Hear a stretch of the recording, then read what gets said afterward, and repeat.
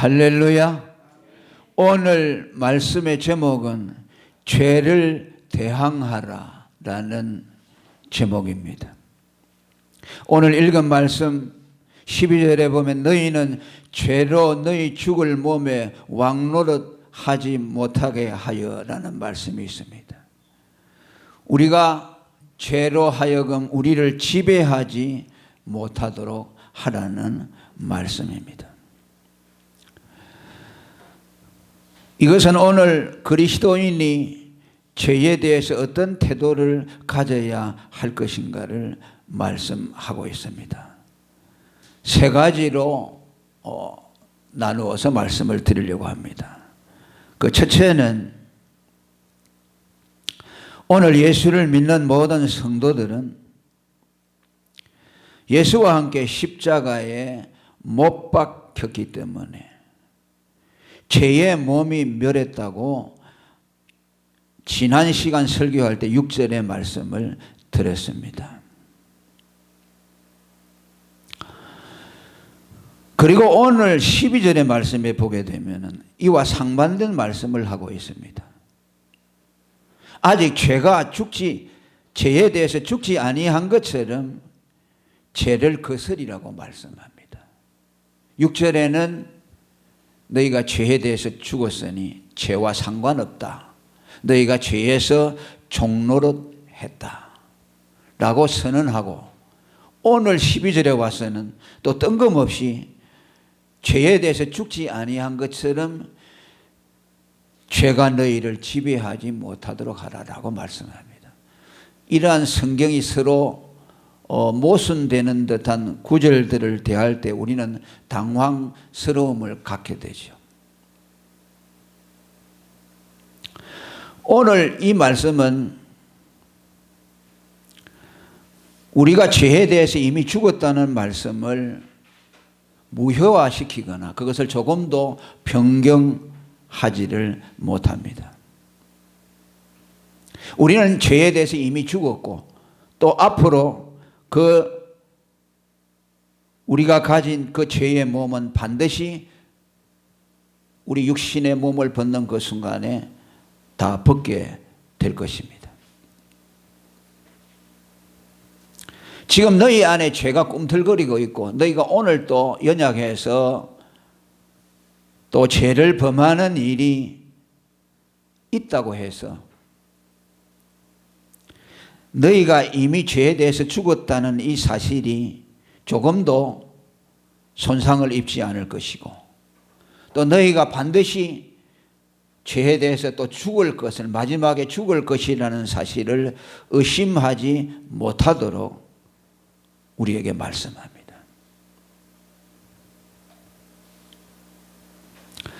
이 말씀이 오늘 우리에게 주시는 중요한 의미는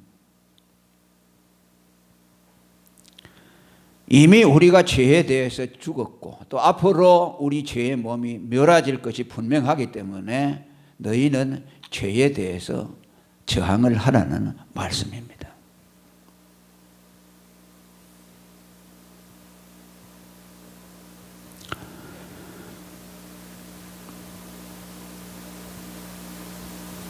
우리 안에는 두 가지 존재가 있습니다. 하나는 예수를 믿고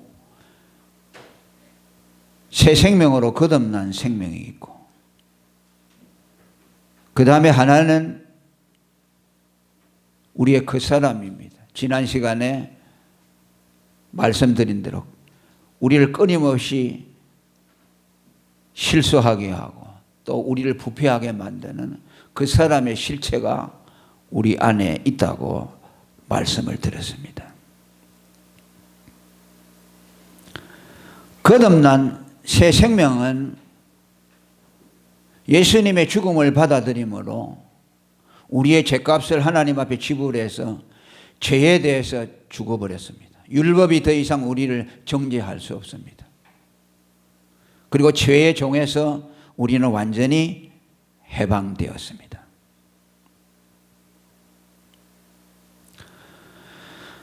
여기서 죄를 저항하라는 말씀은 우리 안에 두 가지 속성 가운데서 어떤 것을 향해서 하는 말씀이냐 하면은 아직도 우리가 벗어버리지 못하는 그 사람, 새 생명을 입은 거듭난 사람이 아니고 아직도 우리에게 후패한 것으로 남아있는 그 사람에 대한 것을 말씀합니다. 그를 향해서 그가 끊임없이 죄와 결탁하려고 하는 이 속성이 죄를 범하게 하고 우리로 하여금 연약한 데 처하도록 만들기 때문에 너희 안에 거듭난 이 새 생명을 가지고서 죄와 결탁하려고 하는 그 사람, 그 사람이 그것을 향해 기울어지는 그 죄, 그 죄를 향해서 저항을 하라는 말씀입니다. 죄는 거듭난 새 사람에게 대해서는 어떻게 할 수가 없어요. 영향력을 미칠 수 없습니다. 뭐 지배할 수 있기는커녕 조금도 손을 댈 수가 없어요. 죄가 그를 넘어뜨리게 하거나 그를 타락하게 하거나 그로 하여금 범죄하도록 만들지 못합니다. 그래서 하나님께로 난 자마다 범죄치 아니한다고 한 말은 하나님으로부터 난 거듭난 생명은 범죄할 수 없다는 것을 사도 요한이 말한 것입니다.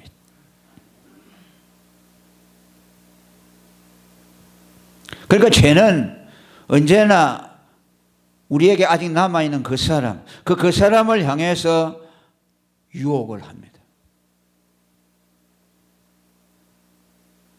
그리고 그 사람은 죄가 유혹할 때에 거기에 호감을 드러냅니다.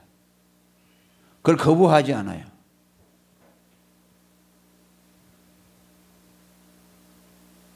그러니까 그 죄가 그를 유혹할 때에 그것을 받아들이고 그것에 대해서 저항하지 않습니다. 그러니까 그 사람만 있다면은 그 사람은 끊임없이 죄와 결탁하겠죠. 그런데 그것을 막아주는 한 사람이 있죠. 우리 안에 거듭난 속 사람이 있어요. 그리고 그것을 보잖아요. 죄가 와서 내 그 사람을 향해서 유혹하고 있어요. 죄를 짓도록 계속 미혹합니다. 그러면 그 사람은 거기에 반응하죠. 그러면 여기 그 사람이 아닌 성령으로 거듭난 새 사람은 그것을 보고서 용납할 수가 없는 거죠.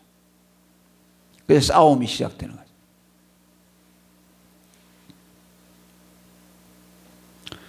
죄로 너희 죽을 몸에 왕노를 하지 못하게 하라는 말은 거듭난 너희 안에 새 생명으로 난 새 사람, 예수의 생명, 그 사람이 죄와 옛사람이 결탁해서 죄를 지으려고 할 때 그것을 저항하라는 말씀이죠.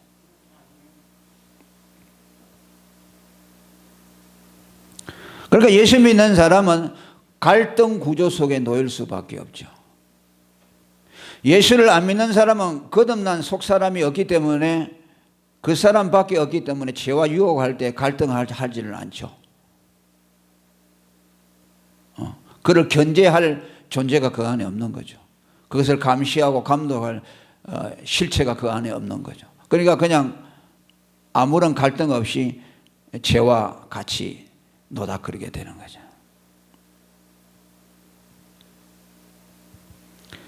그러니까 우리 안에는 반드시 적대적인 구조, 죄를 좋아하는 그 사람과 그 죄를 미워하는 속사람이 끊임없이 갈등하는 거죠.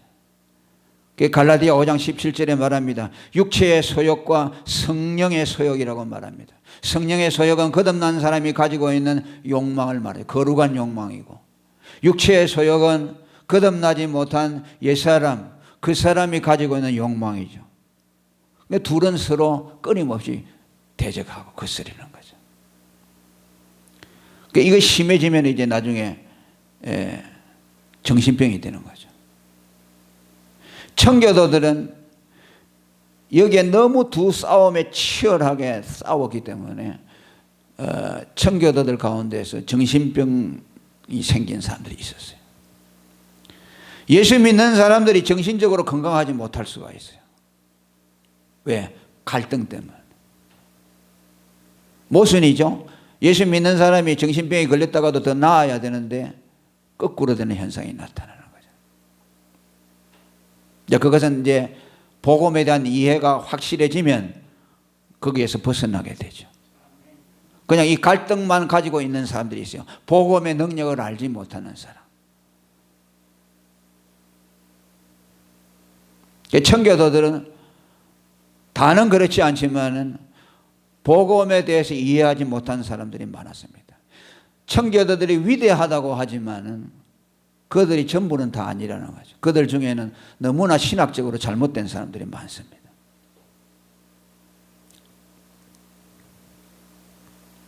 베드로전서 2장 11절에도 사랑하는 자들아 나그네와 행인 같은 너희를 권하노니 영혼을 거스려 싸우는 육체의 정욕을 제어하라. 갈등 구조죠. 여기에 대한 적나라한 싸움이 로마서 7장에 바울에 의해서 고백되고 있죠. 내가 원하는 바 선은 행치 아니하고 도리어 원치 아니한 바 악은 행하는도다. 갈등 구조죠. 그러므로 내가 한 법을 깨달았노니 선을 행하기 원하는 나에게 악이 함께 있는 것이로다. 23절에 오호라 나는 공고한 사람이야. 그 절정에 이를 때에 죽겠다는 것이죠. 이 싸움 때문에 내가 못 살겠다는 것이죠. 이 사망의 몸에서 누가 나를 건져내려라고 탄식하고 있습니다. 이것이 우리에게 실제적으로 나타난 모형이 아브라함의 두 아들 이스마엘과 이삭이죠.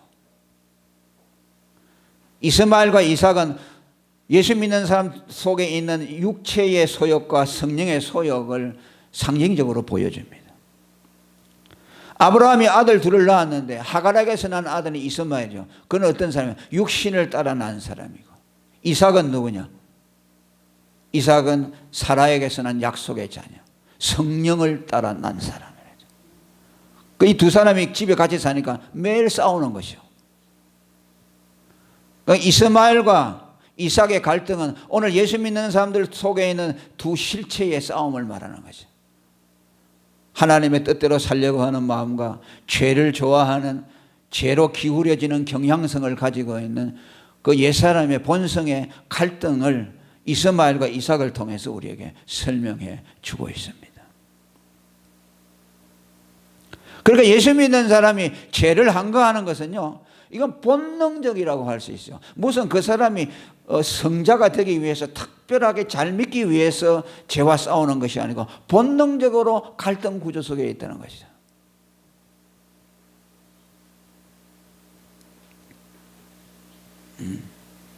이건 그냥 뭐 누가 시켜서 되는 것이 아니고 예수를 딱 믿고 예수의 생명으로 거듭난 생명이 그 안에 있게 되면은 그 사람하고 투쟁이 시작이 되는 거죠. 그러니까 여기서 바울이 죄로 죽을 몸에 왕노를 하지 말라고 하는 것은 뭐 수준 높은, 굉장히 수준 높은 너희가 성자와 같이 되라는 말씀이 아니요. 이런 말씀을 이렇게 이제 오용하는 사람들이 있어요. 수도사들이나 무슨 경건주의자들은 자기들은 다른 사람과 좀 특별한 차원에서 아주 죄를 완전하게 벗어나려고 하는 그런 차원의 것으로서 이걸 갖다 자기에게 적용시키고, 보통 사람에게는 적용될 수 없는 것으로 만들죠. 그러니까 여러분, 이게 신학이라는 것이, 교리라는 것이 얼마나 중요한지 몰라요. 성경을 모르면 그렇게 따라가는 거죠.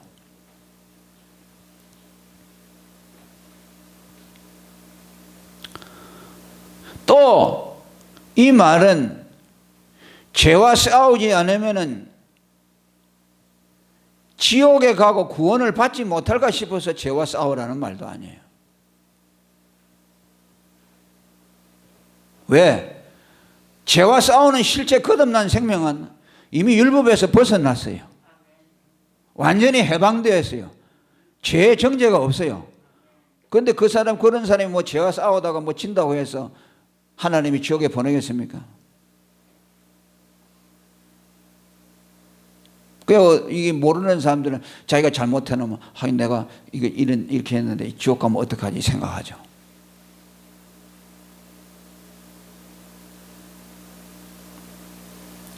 그냥 싸우는 거죠, 본능적으로. 죄와 싸우면서 죄를 많이 이기는 사람은 구원받고, 죄와 싸우는데 늘 패배하고 지는 횟수가 많은 사람은 나는 구원 못 받겠구나. 그것을 가르치려고 하는 것이잖아요. 그래서 너희가 죄와 싸워서 전성, 백전백승 해라. 그래야만 구원받는다. 이것을 지금 우리에게 가르치려는 것이 아니라는 말씀이죠. 이것을 우리는 이런 생각을 가지고 있는 사람들이 얼마나 많은지 몰라요.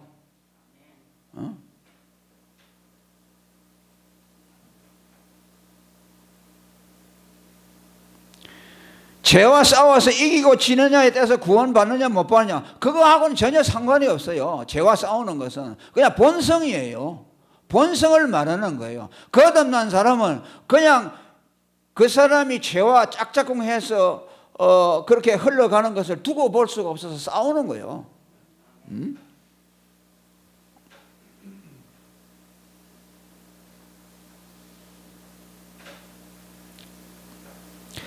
여러분, 누가 구원받지 못합니까? 죄의 종이 되어 있는 사람이 구원 못 받아요. 죄에 대해서 죽지 못하는 사람은 구원받아요. 그 사람 죄하고 싸워서 성률이 얼마나 높든지 상관없어요. 죄의 종이 되어 있으면요, 그 사람이 어떤 사람보다 죄 안 짓고 깨끗하게 살아도 그것 때문에 구원받는 것이 아니고, 죄의 종에서 해방되지 못한다는 말은 예수를 믿어가지고 그의 죽음을 내가 받아서 그걸 나의 의로 삼아서 하나님 앞에 그 율법으로 의롭다함을 받은 사람만 죄에서 해방이 되는 것이요. 그러니까 예수를 믿는 사람만 죄에서 해방되고 죄에 대해서 죽는 사람이죠. 그런데 예수 안 믿고 날마다 죄하고 싸워가지고 내가 죄를 이겼다고 아무리 그 사람이 발버둥을 쳐도 그것 때문에 그가 죄를 이겼기 때문에 구원을 받고 못 받고 아니라는 말이죠. 그건 상관없어요.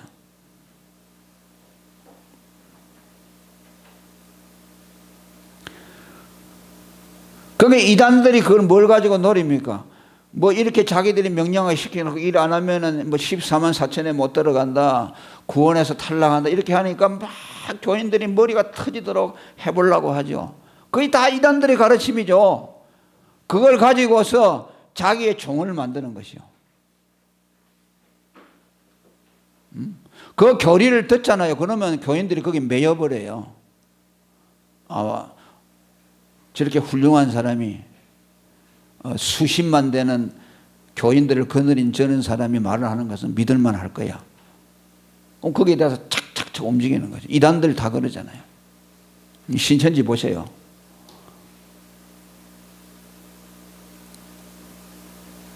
그걸 악용하는 사람들이 얼마나 많은지 몰라요.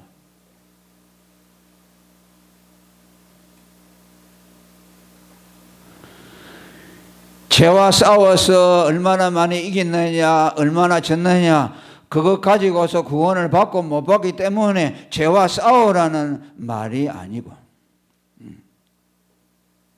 극단적으로 말하면 여러분이 100번 싸워서 100번 져도요, 그것 때문에 구원받고 못 받고 아니라 싸우느냐 안 싸우느냐, 그게 문제라는 것이죠. 싸우는 실체가 네 안에 있느냐, 그 말이에요. 그걸 보고 저건 내가 용납해서 안 되겠다, 싸워야 되겠다고 하는 그 거듭난 실체가 있느냐 없느냐에 나죠. 여러분, 사람은 다 달라요. 어려서부터 자라는 환경도 다르고 그냥 나쁜 습성을 가지고 오랫동안 이렇게 온 사람이 있잖아요. 이런 사람은 그 습성에서 벗어나기가 어려워요. 예수 믿어도. 그런 사람들은 예수 안 믿는 사람, 착한 사람보다 못하죠. 그런 사람 얼마나 많아요. 예수 안 믿어도 어려서부터 좋은 교육을 받고 좋은 습성을 길러가지고서 아주 모범적이고 도덕적이고 윤리적인 사람이 있잖아요. 입에서 쌍소리 같은 거 한 번도 안 하는 사람들이 많아요. 예수 안 믿어도. 왜? 그 사람들은 이렇게 습관이, 타고난 습성이 그런 사람들이 있다, 그 말이에요.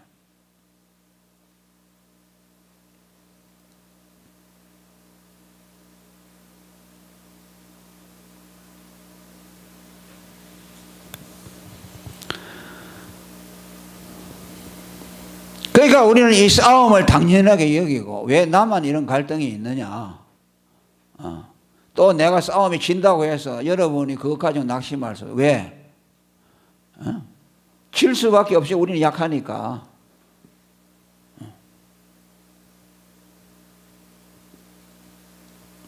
그러니까 지고 이기느냐에 너무 거기에 초점을 맞추면 안 돼요. 죄와 싸워서 이겼느냐 지느냐. 저 지면은 그냥 낙심해가지고 이거 오늘도 제지했네 하고 낙심하고 그냥 자기 구원을 의심하고 낭망해버리는 사람들. 지고 이기는 것은 하나님 앞에 중요하지 않아요.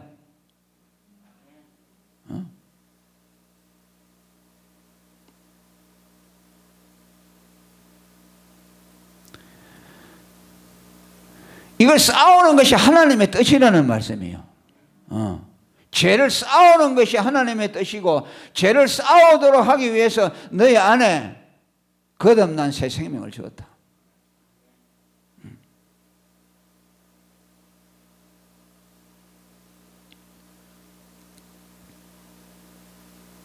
그래서 싸움에서 졌다고 해서 졌으면은 뭐 지는 거지 뭐. 그럼 툴툴 털고 일어나는 거예요. 그러니까 또 예수님 바라보고 나가고 또 지잖아요. 지금 또 일어나는 거예요. 아이고 또 졌네 하고 일어나고. 그러니까 그건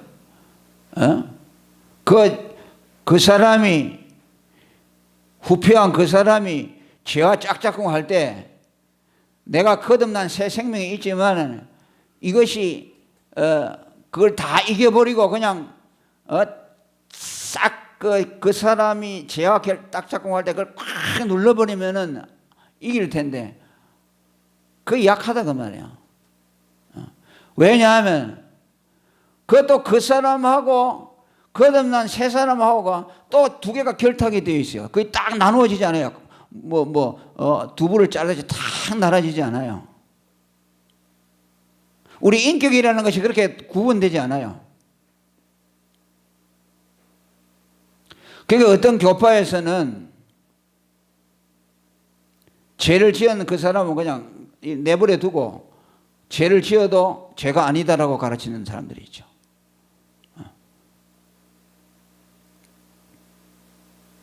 그런데 이게 죄를 지으면 그 사람만 지었다고 말할 수가 또 없어요. 그 사람이 짓지만은 그 사람과 속 사람이 또 같이 붙어 있어요. 그러니까 내가 죄를 지었다고 하지 그 사람이 죄를 지었다고 말하지 않아요. 그러니까 이상한 교파에서는 그 사람이 죄를 지었으니까 자기가 죄를 안 지었다 그래요. 그리고 자기는 죄인이 아니라고 해요. 이건 잘못된 것이요. 우리 인격이라는 것이 그렇게 되어 있지 않아요. 우리 지정이라는 것도 그렇잖아요. 감정과 의지와 정서가요. 지성이 있잖아요. 감정, 의지, 지성이. 이게 막 칼로 물베듯이 쫙 잘라져 있어요. 서로 막 섞여져 있어요. 의지 안에 감정이 들어있고, 감정 안에 의지도 들어있고, 우리 인격이라는 것이 복합적으로 되어 있어요. 그러니까 어떤 때는 이게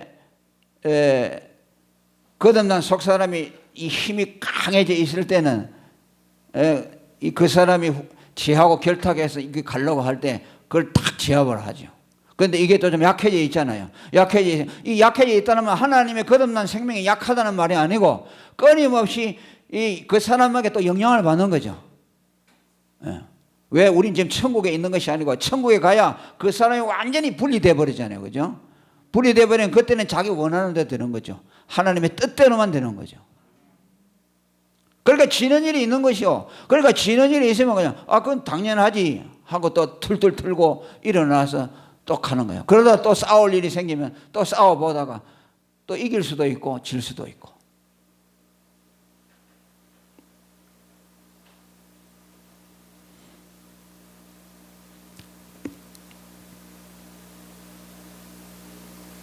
그러니까 우리는 뭘 봐야 됩니까? 지면서도 우리 안에 있는 거듭난 실체는 이거는 죄를 범하지 않잖아요. 그죠? 나는 죄에서 생긴. 그러니까 그것을 바라보면 이게 패배라는 것은 내 전 존재의 패배는 아니라고 말이에요. 내 신앙이 전체가 실패했다는 건 아니죠. 부분적인 실패한 것이라고 말이에요. 그러니까 다시 일어나는 거죠. 내 존재가 다 실패했다고 생각하면 못 일어나는 거죠. 그 가룟 유다는 예수를 은삼집에 팔아먹었는데 자기 전 존재가 싹 그냥